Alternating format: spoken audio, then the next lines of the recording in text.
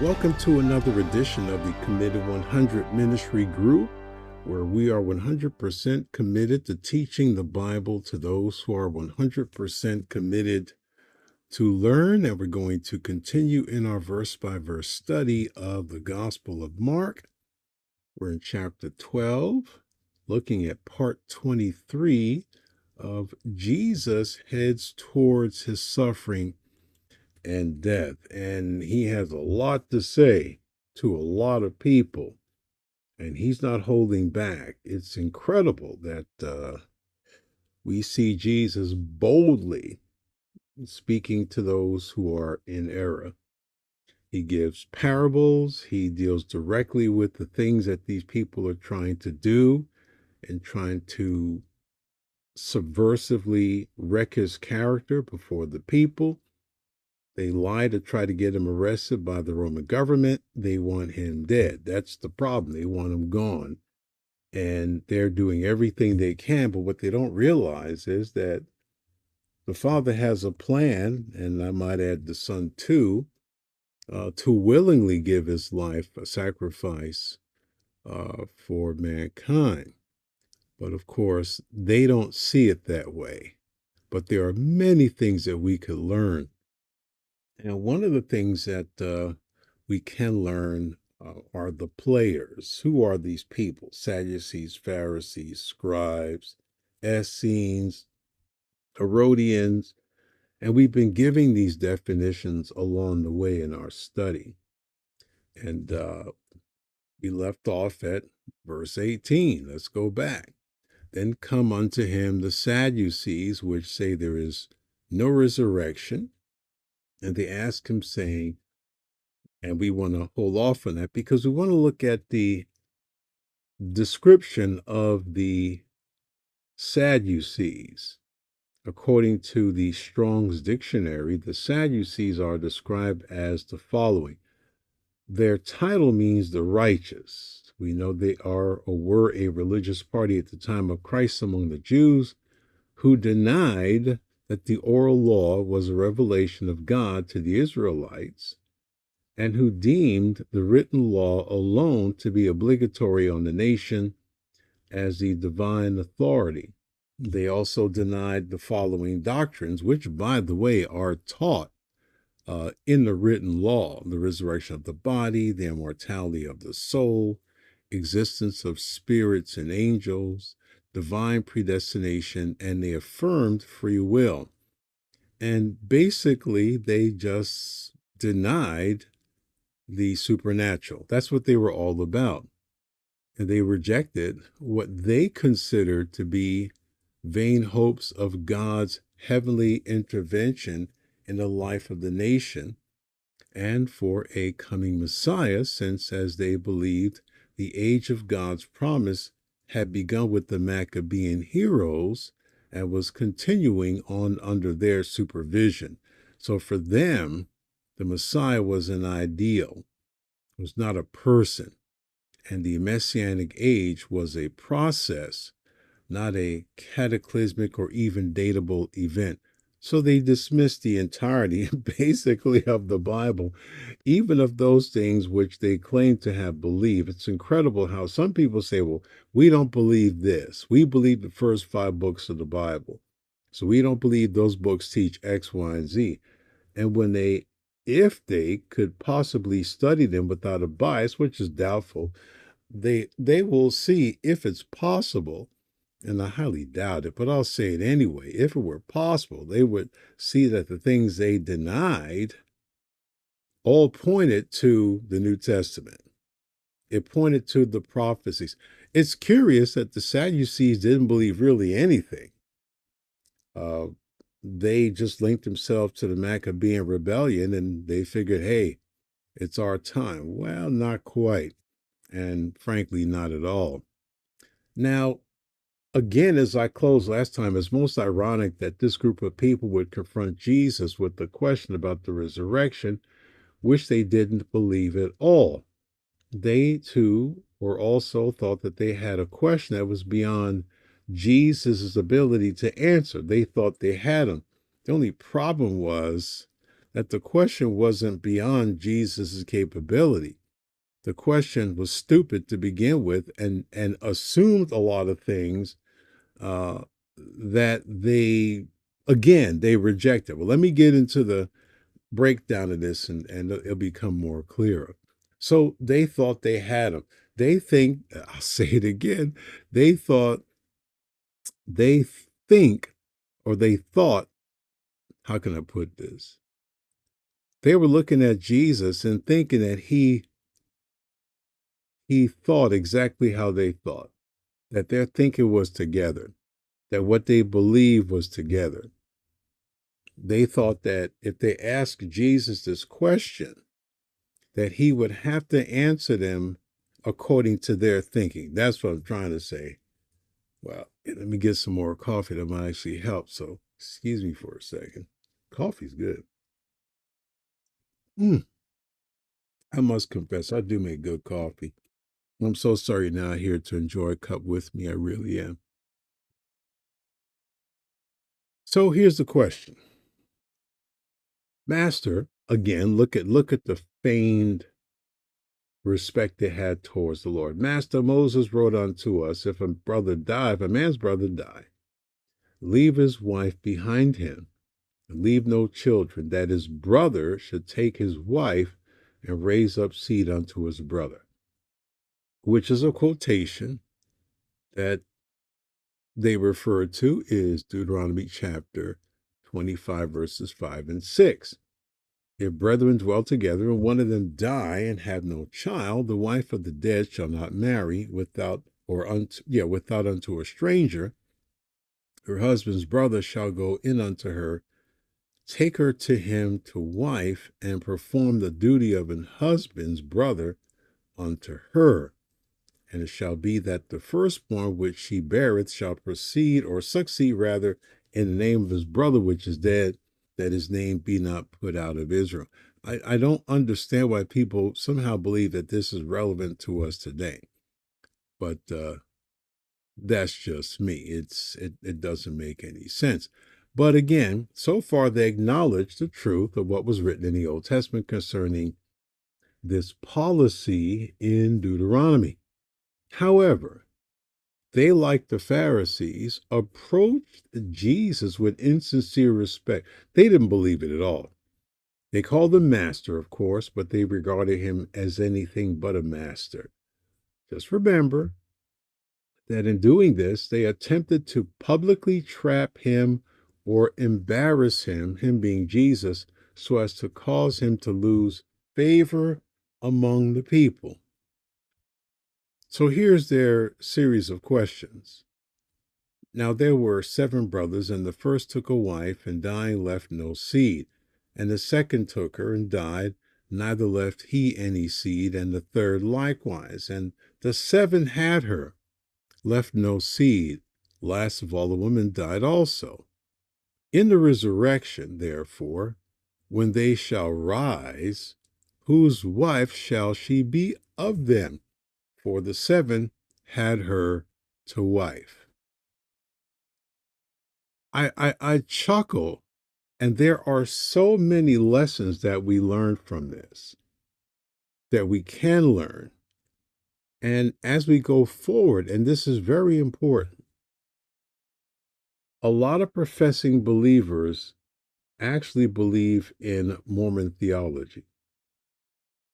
It's clear as crystal. A lot of professing believers, they will never admit it. In fact, they would shudder at the thought that they actually are in line with the Mormons, but that's exactly what they are. And this is easily proven. Easily proven. Let's get back to the text, shall we?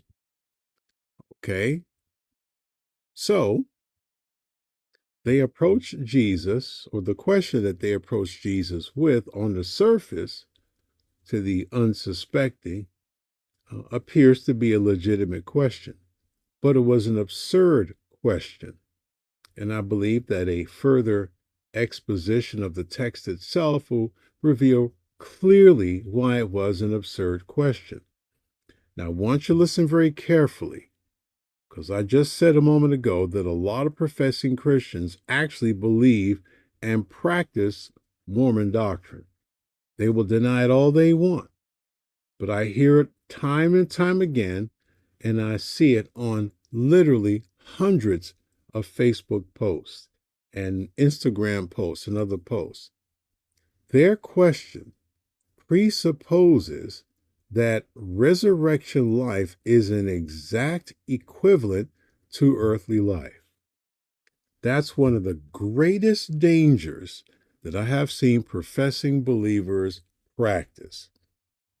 They, like these Sadducees and like Mormons, actually believe that resurrected life has to be an equivalent to some degree to what they experience on earth. This is amazing.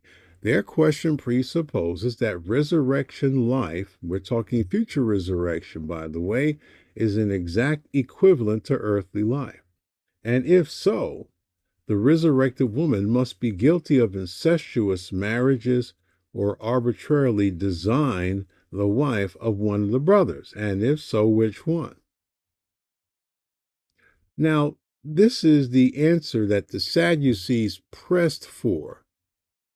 The whole notion of resurrection was absurd. They didn't believe it. And this was one of their reasons for dismissing the entire notion of a resurrection. But their question had obvious flaws in it. First of all, you have to look at the basis of asking the question in the first place. Well, someone would ask me, what do you mean by that? Well, if you do not believe in the resurrection, then your question has an obvious bent towards the denial of the resurrection. Therefore, without an understanding of the resurrection, your ignorance will be unveiled. Or as one writer succinctly put it, he says, quoting, "In Jesus' mind, the Sadducees were denying Scripture because they approached its clear teaching on the subject, assuming that if God raises the dead, he must bring them back to an existence just like this one." I want to stop at that point. No, let me read on. The Sadducees, Jesus insists, betray their ignorance of the Scriptures, which do teach resurrection, and of the power of God, who is capable of raising the dead to an existence quite unlike this present one. End quote. I want to go back to that statement again. He says, in Jesus' mind, the Sadducees were denying Scripture because they approached its clear teaching on the subject, assuming that if God raises the dead, he must bring them back to an existence just like this one. And I'm telling you, I keep hearing Christians reflecting this exact same mindset. The resurrection that's coming in the future is absolutely nothing like things are right now. But to my shock again, I hear people telling, and we're going to see this in this chapter about marriage, because that's what this whole thing is about. And Jesus told these guys, you do err, not knowing the Scriptures, nor the power of God, because in the resurrection, they are neither married nor given in marriage. And yet I hear professing believers all the time saying, I'm going to be with my wife or husband in heaven. And they may get offended at me, but that's not the point. The point is, you're believing Mormon theology, that somehow or another the relationship you had on earth is going to be similar, though different in some unique sense, but you're going to be able to be with the person that you were married to on earth. Even though the Bible clearly states they are neither married nor given in marriage. What do you do with that? Evidently, that just goes right over your head. Well, it shouldn't, because it believes it presupposes that the resurrection life is an exact equivalent to earthly life. And that's not a good thing. And the point here is that if a person does not believe in the supernatural, he or she is not qualified to approach the matter as if to say that he or she is knowledgeable about it so as to understand it. If you deny the resurrection, you obviously have a bias against it. Number two, you automatically reveal an ignorance and an ignorant bias about that which you do not believe or understand for that matter. Therefore, you disqualify yourself from assuming that you know the present topic or subject to make an intelligent assessment of what is known about the topic or the subject. That's why I don't waste time debating with people I know don't know what they're talking about. Why do I have to sit here and waste my time? Why do you do it? They don't know what they're talking about. They can't be persuaded. They already have a bias against the truth. The only message that will ever reach them is the gospel. If they don't accept the gospel of Christ, move on. Sometimes I wonder if we really getting this stuff here. This is one reason why I am not the least bit afraid or concerned about defending what the scriptures teach before any heathen, religious or not, because they automatically reveal an ignorance and an ignorant bias which disqualifies them from even having the capacity to know about the truth because of the absence of the new birth. They have absolutely no ability to understand the scriptures, which understanding requires a supernatural new birth from God. It requires it. In the same way, the Sadducees were incapable of understanding anything about the resurrection since they denied it. They denied the reality of it. Already they're going like there's no such thing. Therefore, they disqualified themselves of even the ability to understand it and anything related to it. Supernatural matters to be understood require the person to have had the supernatural experience of the new birth. Otherwise, they are incapable of even the possibility of understanding it at all. At all. They don't know it and can't know it. Why waste your time arguing with people? Give them the gospel. If they don't want to come to Christ, move on. Now, look at his answer. Look at his answer. This is very important. And Jesus answering said unto them, do ye not therefore err, because you know not the scriptures, neither the power of God? That's very significant. Now remember, these men deemed the written law alone to be obligatory on the nation as the divine authority. Yet Jesus made it very clear to them that they didn't know it at all, nor did they have any understanding of the power of God, that is, the supernatural. That's a very powerful statement on the part of Jesus. You do err because you know. He's not saying you don't know this verse. He's saying you don't know any of the scriptures. You know not the scriptures. And that's bad enough. But neither the power of God. You know neither. Oh, they were religious. They had factual information. They knew a lot of facts. Students of the first 5 books, the written revelation, unfortunately, they didn't know it. They can quote it, they could read it, but they didn't know it. It had no influence on their life whatsoever. None. This question on the part of Jesus is also clear that for a person to understand the scripture, one must know the power of God. The scriptures are not naturally revealed, but supernaturally revealed, and these men did not know them at all. In fact, Paul makes it clear in the Corinthian epistles that you have to be born again, that the scriptures are revealed by the Spirit. He said to them, you do err, meaning you're deceived. He just tells it like it is. You guys are deceived. He said, do ye not therefore err? Are you not therefore deceived because you know not the scriptures? Not the... He's just telling them they're deceived. Your line of questioning is deceived because you are deceived. You cannot possibly ask a question of wisdom from the state of being deceived. You are deceived, and your questions reflect your deception and ignorance and an absence of the power of God. This is incredible. It really is. In the epistles, the word is used of those who lead people astray. Jesus made it very clear that these men were deceived, and that begs the question, what made them this way? So the answer, well, their unbelief, of course. Yeah, I would say that.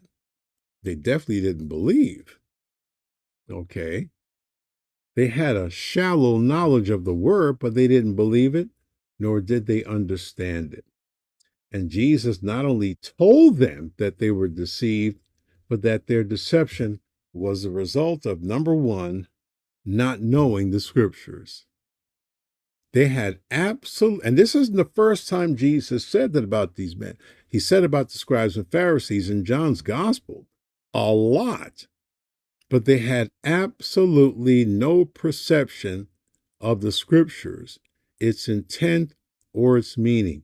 They never saw it from God's perspective. And just like the Pharisees, they never saw the original intent of the scriptures as they pointed to Christ. Just as their counterparts were totally and completely ignorant of the divine purposes of God from the truth of the scriptures, so they likewise were totally and completely ignorant of the scriptures in every way. And Jesus, he let them know that. He didn't hold back. He said they were completely ignorant. He says, number two, not knowing the power of God. With equal ignorance, they did not believe in the supernatural. So obviously, they did not believe in the supernatural power of God. And since God is a God of the supernatural, if they dismiss the supernatural, then you obviously rob God of his supernatural power. Therefore, they were totally ignorant and deceived about their beliefs concerning God and the supernatural.